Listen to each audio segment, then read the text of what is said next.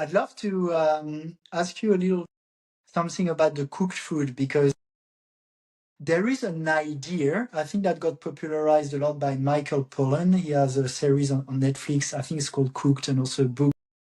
And also I was watching a documentary on the blue zones. And so the theory of Michael Pollan is that eating cooked food is what made our brain grow and help us evolve from big apes. And the other thing I wanted to mention that is like a big pro cooked food is when you look at the blue zones, they eat a lot of things like beans and sweet potatoes and a lot of cooked food. So why don't you think these theories of cooked food actually being beneficial are valid? Well, look at the human being in its state of unhealthiness. And then when people like that make these statements, I have to laugh because fructose, now with the Yale, we know it for sure, but that the brain requires fructose. And if it has to convert this inferior glucose that you're eating, all these lower forms of food, but beans, grains, things like that, these are not health foods. These are enzyme rich. You have to cook them, to break them down. But if you have to cook something to break it down so you can eat it, it's not good for you. Why would you have to? Cooking doesn't make chemistry better. It blows it apart and makes it reform. So it doesn't make chemistry better and more energetic and stuff. It creates more free radicals and more problems.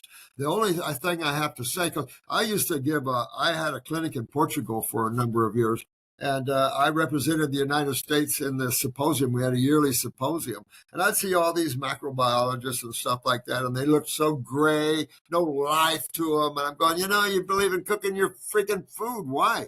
Because the human is not a vegetable eater. He doesn't have multiple stomachs. He doesn't have the grinding teeth that herbivores have. So we're trying to eat herbivore food, and it's difficult because it's high cellulose. So if you steam it, boil it, or whatever, it's more palatable. Well, of course it is. Of course, there goes the electricity out of it, but, balance. Okay, I get that. Some stir-fried steamed veggies with the salad. Okay.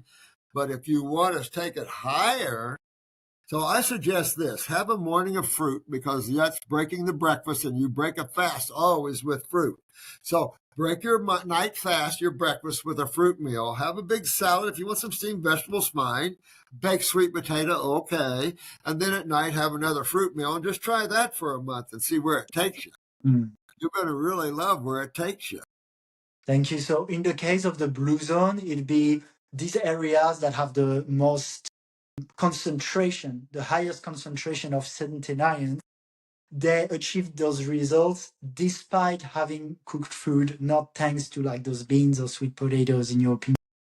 See, I'll argue that this is why man is where he's at in his health, which is not very high. Man is about to eliminate himself off of the planet just by his own dietary habits and all this.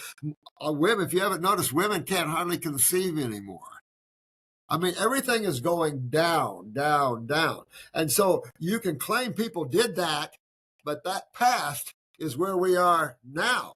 And we're not in a healthy place now whatsoever. Now, interclinical practice, which is me and any of you guys sitting behind a desk working with actual humans and getting them regenerated, that's where you see the magic. That's where you see the proof in the pudding. If I can take a Lou Gehrig's case and every time get them up out of a chair and rebuilt, then I know what I'm doing is right.